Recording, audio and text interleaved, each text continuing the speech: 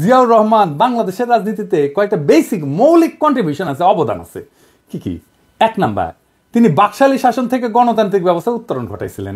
একটা ইন্টারেস্টিং ব্যাপার হইতেছে যে বাংলাদেশই পৃথিবীর ইতিহাসে প্রথম এবং একমাত্র দেশ যা মার্শাল ল অধ্যাদেশ দিয়ে গণতন্ত্রের উত্তরণ ঘটেছিল। আমরা এই প্রসঙ্গে পরে আসবো, কারণ বিএনপির কর্মীদের জানা উচিত যে তাদের নেতারা দলের আদর্শ, নীতি, উদ্দেশ্যের সাথে কি বিপুল প্রতারণা কইরা দলটারে ধ্বংস করিচ্ছে। দুই নাম্বার, জিয়াই বাংলাদেশের নাগরিকদের প্রথম পলিটিক্যাল আইডেন্টিটি দিচ্ছেন। পলিটিক্যাল আইডেন্টিটি খুব গুরুত্বপূর্ণ একটা জাতির জন্য, একটা দেশের জন্য, রাজনৈতিক জনগোষ্ঠী হিসেবে গড়ে ওঠার জন্য। আমার জনগণ কোথায়, ভারতীয় জনগণের চাইতে আলাদা, আমরা কিভাবে পশ্চিমবঙ্গের বাংলাভাষী বাঙালির চাইতে আলাদা, এইটা ৭২ সংবিধানে ছিল না। এটা জিয়ার খুবই মৌলিক কন্ট্রিবিউশন। ৭২ সংবিধানে আমরা বাঙালি জাতি, বাংলাদেশের সকল নাগরিকের জাতিসত্তা বাঙালি। আমরা কি সবাই বাঙালি? ইন্ডিয়া মুক্তিযুদ্ধের সময় পোস্টার করে দিছিল যে বাংলার হিন্দু, বাংলার বৌদ্ধ, বাংলার খ্রিস্টান, বাংলার মুসলমান, আমরা সবাই বাঙালি না। আমরা সবাই বাঙালি না। বাংলাদেশের স্বীকৃত ৫০টা নৃগোষ্ঠী আছে, চাকমা, মারমা, সাঁওতাল, গারো, ত্রিপুরা, বম, ম্রো, হাজং, খাসিয়া আছে না। আমাদের এই ছোট দেশে ৪৭টা ভাষা আছে, কি বিপুল বৈচিত্র্য আছে। সবাইকে আপনি বাদ দিয়ে দিবেন বাঙালি কয়া? এই যে ইনক্লুশন সবাইকে নিয়ে আসা, এটা কে করেছে? জিয়া করেছে, আমাদের বাংলাদেশি জাতি পরিচয় দান কইরা। তিন নাম্বার, বাংলাদেশকে পদানত রাখার ভারতীয় বয়ান মুজিববাদ, যা এই ৭২ সংবিধানের রাষ্ট্রীয় মূলনীতি। চারটা, গণতন্ত্র, সমাজতন্ত্র, ধর্মনিরপেক্ষতা, বাঙালি জাতীয়তাবাদকে জয় বাংলা করে দিছিল জিয়াউর রহমান। ধর্মনিরপেক্ষতাকে প্রতিস্থাপন করেছিল পরম করুণাময় আল্লাহর উপর পূর্ণ আস্থা এবং বিশ্বাস দিয়া। সংবিধানে বিসমিল্লাহির রহমানির রহিম যুক্ত করেছিল। আমি এক এক করে দেখাচ্ছি কি কি করেছিল। সংবিধানের প্রস্তাবনার প্রারম্ভে বিসমিল্লাহির রহমানির রহিম তো সংযোজন করেছিলেন। রাষ্ট্র পরিচালনার মূলনীতি হিসেবে ৮-১ ক অনুচ্ছেদে লিখেছিলেন, সর্বশক্তিমান আল্লাহর উপরে পূর্ণ আস্থা এবং বিশ্বাসী হইবে যাবতীয় কার্যাবলীর ভিত্তি। ৮ ক অনুচ্ছেদের আরেক রাষ্ট্রীয় মূলনীতি সমাজতন্ত্রের পরিবর্তে লিখেছিলেন, অর্থনৈতিক এবং সামাজিক ন্যায় বিচার অর্থে সমাজতন্ত্র। ২৫-২ অনুচ্ছেদে রাষ্ট্র ইসলামী সংহতির ভিত্তিতে মুসলিম দেশগুলোর মধ্যে ভ্রাতৃত্ব সম্পর্ক সংহত, সংরক্ষণ এবং জোরদার করিতে সচেষ্ট হইবে, এই মর্মে নতুন অনুচ্ছেদ সংযোজন করেছিলেন। ধর্মভিত্তিক রাজনৈতিক দল গঠনের উপরে সাংবিধানিক বাধা অপসারণ করেছিলেন। একদলীয় বাকশাল ব্যবস্থা বাতিল করেছিলেন এবং সুপ্রিম কোর্টের একটা মৌলিক এখতিয়ার পুনর্বলবৎ করছিলেন। এই সুপ্রিম কোর্টের মৌলিক এখতিয়ার কি, যা জিয়া আবার বলবৎ করেছিলেন? কি সেটা? খুবই গুরুত্বপূর্ণ, আসেন এরা বুঝে দেখি। এটা বুঝতে হইলে বাকশালের দুইটা জিনিস ভালো করে বুঝতে হবে। বাংলাদেশ নামের যে রাষ্ট্র ১৯৭১ তৈরি হয়েছিল, সেই রাষ্ট্রটাকে কার্যত ধ্বংস করে দেয় বাকশাল। বাকশাল কিভাবে মুক্তিযুদ্ধের মধ্যে দিয়ে গঠিত রাষ্ট্রকে ধ্বংস করেছিল? দুইভাবে। এক, বাকশাল যে আইনে হয়, সেই ৪র্থ সংশোধনী আইন ১৯৭৫ সংবিধানের অনুচ্ছেদ ১১ সংশোধন করে বলা হয়েছিল, ইংরেজিত এটা, ইংরেজি যেতে কইছে তাই ঠিকই কইছে, তাই না? এটা বাংলা করলে দাঁড়ায়, সংশোধনের আগে সংবিধানের অনুচ্ছেদে ১১তে লেখা ছিল যে প্রশাসনের সর্বস্তরে জনগণের নির্বাচিত প্রতিনিধিদের মাধ্যমে জনগণের অংশগ্রহণের কথা বলা ছিল। এটা বাতিল করে দেওয়া হলো। অর্থাৎ রাজনৈতিক নেতৃত্ব বা সোজা বাংলায় শাসক নির্বাচনের ক্ষমতা আর রাষ্ট্রীয় কাজে রাজনৈতিক জনগোষ্ঠী হিসেবে জনগণের অংশ নেওয়ার ক্ষমতাই থাকলো না। এই কাজটাই করেছিল হাসিনা, বিনা ভোট, নৈশ ভোট, দামি ভোট কইরা।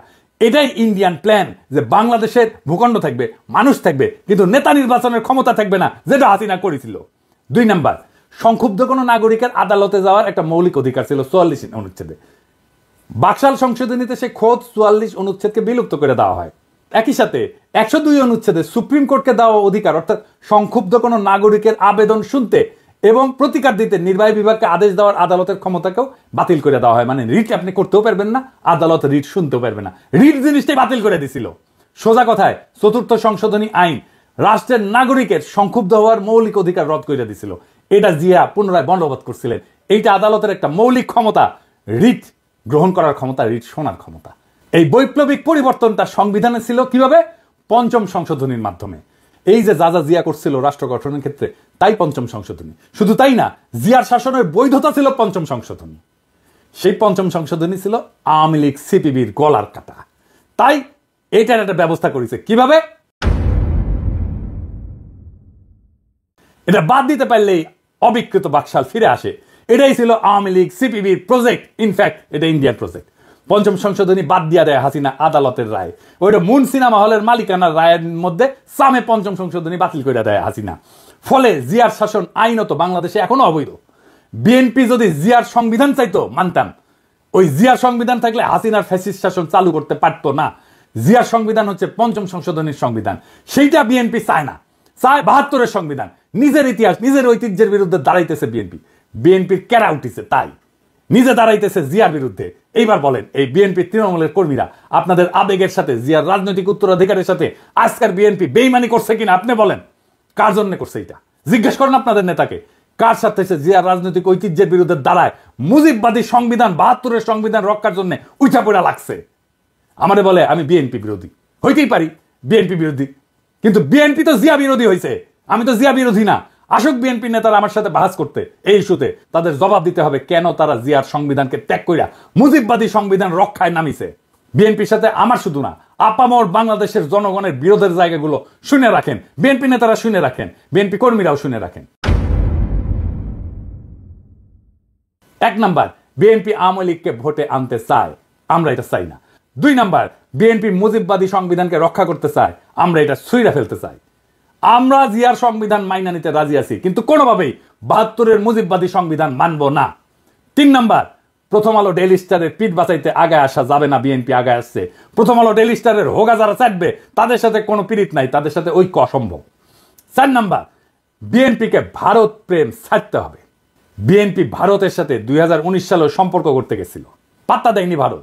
১৫ অক্টোবর ২০১৯-এ বিবিসিতে প্রকাশিত এক রিপোর্টে এভাবেই লেখা হয়েছিল কথাটা, দলটির পক্ষ থেকে গত কয়েক বছর ভারতের সাথে একটা ভালো সম্পর্ক তৈরির চেষ্টা অনেক সময় দৃশ্যমান হয়েছে।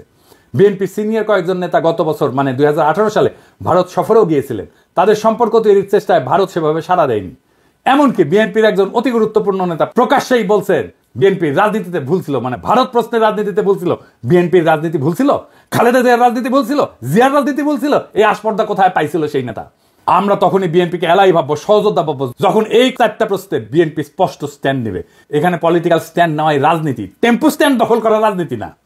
মৌলানা ভাসানী আওয়ামী লীগেরই নেতা ছিল, আওয়ামী লীগ তারা ওন করতে পারে নাই, তাই মৌলানা ভাসানী আওয়ামী বিরোধীদের আদর্শিক নেতা হয়েছে। আপনাদের ভাগ্যেও সেই ঘটনা ঘটতেছে, আপনারাও জিয়ার রাজনীতি ওন করতে পারতেছেন না। আগামীর বাংলাদেশ জিয়ার দেখানো পথে হাঁটবে। জিয়ার ১৯ দফার প্রথম দফাই হচ্ছে সর্বতভাবে দেশের স্বাধীনতা, অখণ্ডতা এবং সার্বভৌমত্ব রক্ষা করা। সর্বতভাবে মানে সব রকম উপায়ে, রাজনৈতিক, সামরিক, কূটনৈতিক সহ যা যা পদক্ষেপ নেওয়া যায় সবভাবে।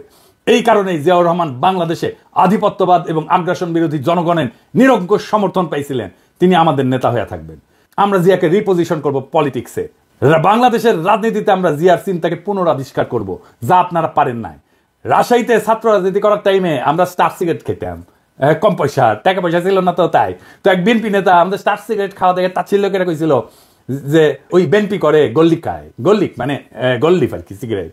আপনারা বিএনপি করেন আর নির্বাচনের গল্লিক খান, আমরা জিয়ার রাজনীতি নিয়ে আগায় যাব, দেখেন কার পিছে জনতা আসে। আমি শিওর আপনাদের দলের ত্যাগী এবং তৃণমূলের কর্মীরা দলে দলে আমাদের রাজনীতিকে ঊর্ধ্বে তুলে ধরবে। ওরা জিয়ার রাজনীতি কোনটা সেটা ঠিকই চিনতে পারবে। ওরা গল্লিক খাইতে আসে নাই, তারা জিয়ার রাজনীতি করতে আসছে। আপনাদের মুজিববাদী সংবিধান প্রেমী আর ভারত প্রেমী রাজনীতির ন্যারেটিভ বয়ান বদলাইতে না চাইলে আসেন খেলবো। বয়ান আর ন্যারেটিভ তৈরির মাঠে খেলা হবে, এই কাজটা আমরা ভালো পারি। আর লাইনে আসলে স্বাগতম। ভারতের আগ্রাসন মুক্ত, আওয়ামী বয়ান মুক্ত আগামীর বাংলাদেশ একসাথে গড়ব। চয়েস আপনার, ইনকিলাব জিন্দাবাদ।